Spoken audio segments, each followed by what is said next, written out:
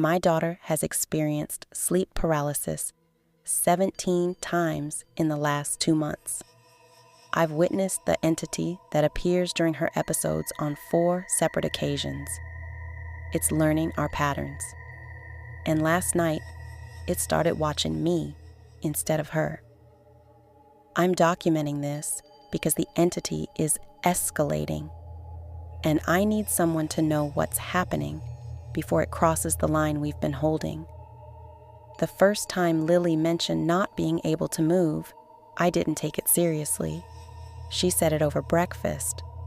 Between complaining about math homework and asking if we were out of oat milk. I woke up last night and couldn't move, she said. Like at all. I could see everything though. I thought you were standing by the door, but when I blinked, you were gone.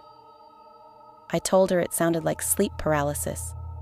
Common, harmless, annoying. I'd read about it before. The brain wakes up before the body does. Just a neurological misfire. But she looked up from her cereal with this flat, pale expression that made my stomach twist. It wasn't a dream, she said quietly. There was something crouching on the floor, like a person, but not. She's 16, too old for monsters under the bed, too young for how scared she looked. I smiled, told her she'd probably been half asleep, maybe having a nightmare. She tried to smile back. We dropped it. That night, she came into my room after midnight, shaking. "Can I sleep in here?" she whispered. I moved over without asking questions. She crawled in next to me, clutching her pillow like armor. When I woke up in the morning, she was still there, breathing evenly. No tremors, no nightmares. She looked like herself again. Over breakfast, she said, "It didn't happen last night. I think it's gone." Good, I thought. Maybe she just needed the reassurance. For the next few days, she slept fine. Her mood lifted. She stopped mentioning the paralysis. Then one evening, she said quietly, "I don't want to keep you up. I'll sleep in my own bed tonight." "Are you sure?" I asked. "Yeah, I think I'm fine now." I hesitated, but agreed. She needed to feel normal again. We said goodnight, and I stayed up watching TV on the sofa so I wouldn't disturb her by walking around. I fell asleep around 1 a.m. At first, I thought I was dreaming when I heard her. It wasn't a scream, just a broken, breathless sound, like someone trying to shout underwater. I sat up, heart pounding. The hallway light was still on. I called her name once, then again louder. No answer, just the faint sound of air catching in her throat. I went to her door and pushed it open. She was lying on her back, eyes wide open, frozen. Her chest barely moved. I started to step forward, and then stopped. There was something in the room with her. It was crouched near the foot of her bed, low to the ground, all wrong in shape, like a person folded in half. The dark of it didn't blend with the rest of the shadows. It swallowed them. The light from the hallway hit the far wall, but seemed to bend around the figure, as if it refused to be lit. I didn't move. My mind went perfectly blank, like it refused to process what my eyes saw. Then Lily's eyes shifted. Not toward me, toward it. Slowly, as if she could only move them a fraction. Her lips parted. She was trying to say something, but nothing came out. I whispered, "Lily," but she didn't react. The thing tilted its head toward her, not fast, just deliberate, curious. Every muscle in my body locked. I wanted to grab her, to pull her out of bed, but something deep in me screamed not to move, not to make a sound. It stayed there for a few seconds, 5, maybe 10, and then straightened, almost standing, but not quite. I blinked and it was gone. No fade, no movement. Just gone. Lily gasped like she'd broken through water. She sat up shaking, tears streaming down her face. I ran to her then, holding her shoulders. "I saw it," she whispered, voice raw. "Mom, I saw it again. It was right there." I didn't say I'd seen it too. I just told her she was safe, that it was over, that she'd had another episode. But she was trembling so violently I could feel it through the mattress. I made her sleep in my room again that night. She clung to me the way she did when she was little and afraid of thunderstorms. Neither of us said anything. That was 6 weeks ago. Since then, Lily has experienced paralysis 17 times. I've been present for 4 episodes. The entity appeared during all 4. I started documenting date, time, duration of paralysis, entity position, behavioral changes. If this was neurological, the pattern would be random. It's not. The entity only appears when Lily is alone in her room. When I sleep beside her, nothing happens. When I'm on the sofa, she wakes paralyzed within 2 hours, every single time. The entity is consistent across all 4 sightings, approximately 6 feet tall when crouched, humanoid, but wrong. Shoulders too wide, neck too long, fingers that curve inward like hooks. It's darker than surrounding shadows, even in full light. The edges shimmer faintly, like it's struggling to hold its shape. It doesn't make sound, doesn't cast its own shadow. Temperature drops slightly when it appears, not dramatic, but noticeable. The air feels heavier, used up. When morning came after that first sighting, she looked better. I told myself I'd imagined it. That exhaustion had made me see patterns in the dark. The next evening, she said she wanted to try sleeping alone again. I started to argue, but she cut me off. "I can't keep running from it," she said quietly. "It'll happen either way." So I agreed, but I stayed on the sofa again, close enough to hear her if she needed me. Sometime around 2, I woke up to the same thin, breathless sound. I was already on my feet before I realized what I was doing. When I reached her doorway, the room was dark except for the faint light spilling from the hall. She was flat on her back, rigid, eyes wide open again. And there it was. This time it was closer, right beside her bed, crouched so low that its head was level with hers. I could see its shape more clearly than before. Not featureless, not exactly. There was the suggestion of shoulders, of hands that didn't quite look right. Fingers too long, curved inward. I opened my mouth, but my voice caught. My chest tightened until I couldn't breathe properly. Lily's eyes darted to me. Just her eyes, the rest of her frozen. Tears spilled sideways into her hair. The thing turned, slowly, like it was curious. Its movement wasn't smooth. It jerked slightly, the way something moves when it's trying to imitate being human but hasn't practiced enough. And then, as if realizing I could see it, it leaned closer to Lily's face. That broke whatever trance I was in. I stepped forward, shouting her name. "Lily!"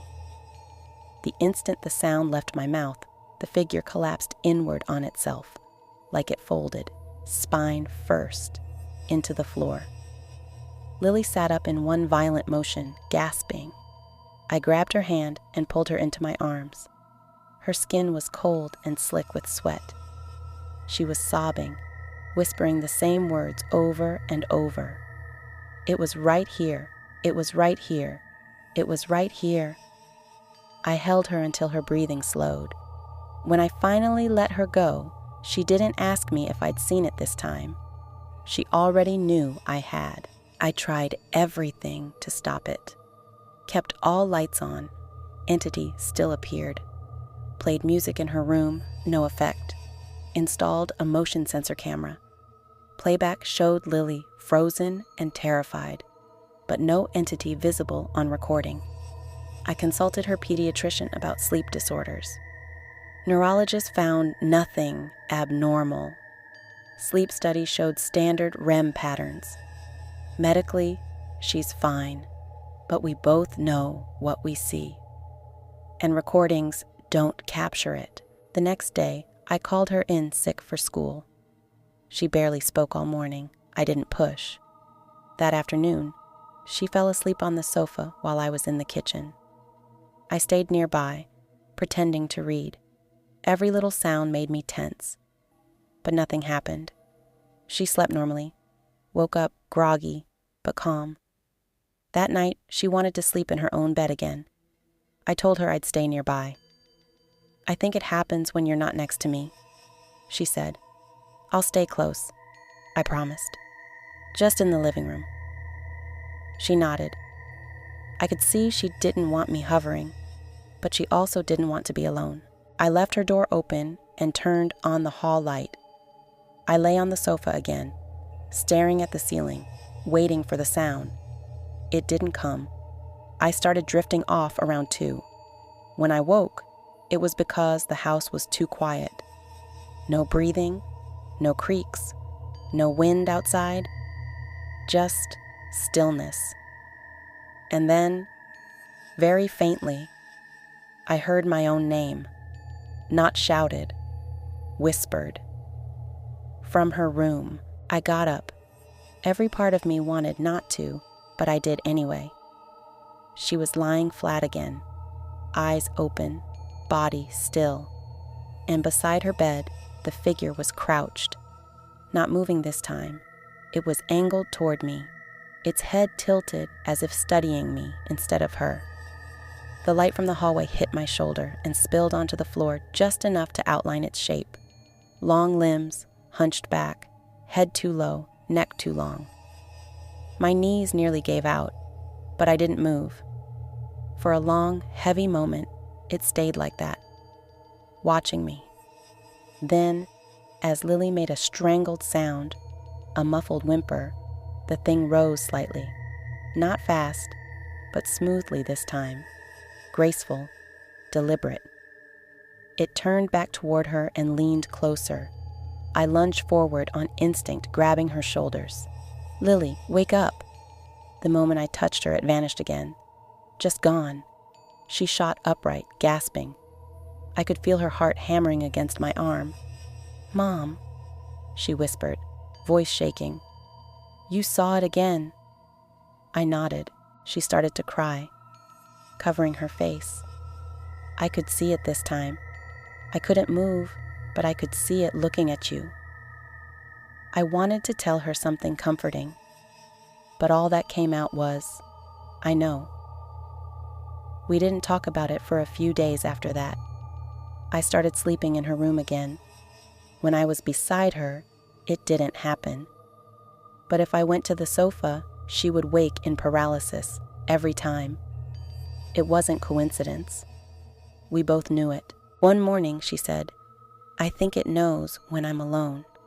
I told her that wasn't possible, that it was all in her head, but the words felt hollow, because I'd seen it.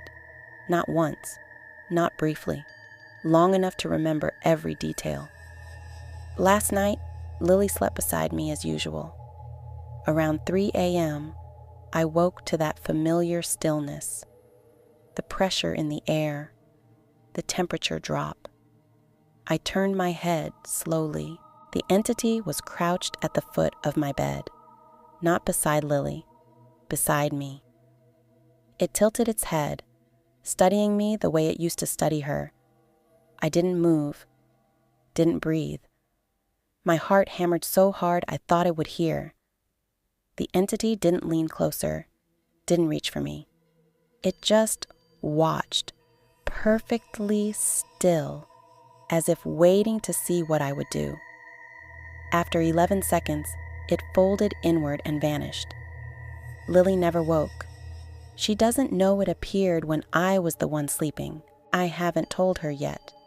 Because if the entity has shifted its attention to me, that means one of two things. Either it's testing whether I'm vulnerable too, or it's punishing me for interfering. I don't know which is worse. She's still sleeping in my room. The entity hasn't appeared since that night.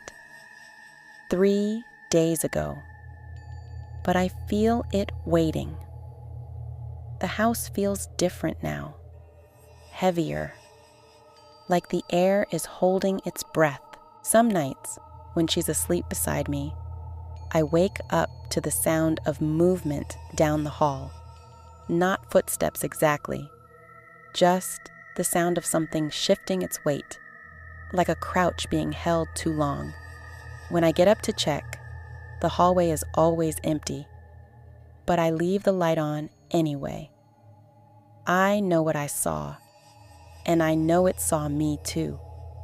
I don't know what happens next. I don't know if it will come back for her, or if it's decided I'm the one it wants now. I don't know if sleeping beside her will keep protecting us, or if the entity is just waiting for the right moment. All I know is that we can't run from it. We can't move. We can't escape. So we hold the line. We stay together. And we wait. Contact with the witness was lost in early 2012. Follow-up attempts received no response. Current status of both mother and daughter is unknown. Whether the entity's escalation continued, whether the proximity defense remained effective, or whether the manifestation ceased entirely cannot be verified. This case remains open but inactive in the Under Inc. archives.